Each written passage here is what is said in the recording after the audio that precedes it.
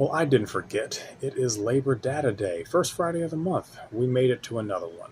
Um, Everyone's in a bit of a frenzy. The numbers came out, they were not good. I can't be a total hypocrite if I'm going to sit here every single month and tell you that jobs added is not really a great metric. I can't just talk to you right now and say that because there were no jobs added, we were in the negatives, that we need to overreact to that as well. That being said, anytime you lose more than you gain, that is a bit more of a problem. And what this is saying is what a lot of people have known and what a lot of people are waking up to. The economy itself really isn't all that great. And we're seeing that bear out in a lot of different ways. But in this instance in particular, unemployment said it went down. I detest the unemployment metric. It doesn't track the numbers the way that I would like.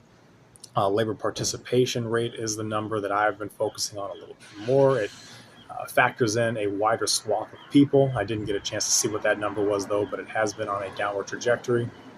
The big concern for me, however, were the revisions from the past.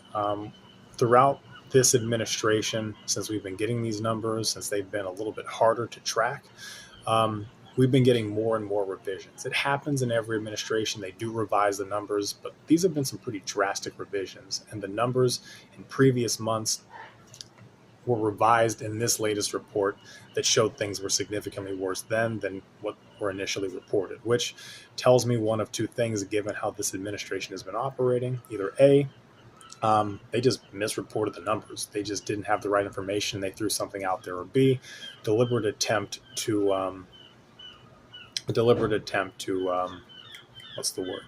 Um, to not tell the truth, to deceive. There we go, to deceive. Either way, that's not good because if the numbers were poor back then, that means that there could have been corrective actions made to prevent some of what we're seeing now. And that just delays it from happening, and that impacts a lot of people. So that is where things rest on the labor.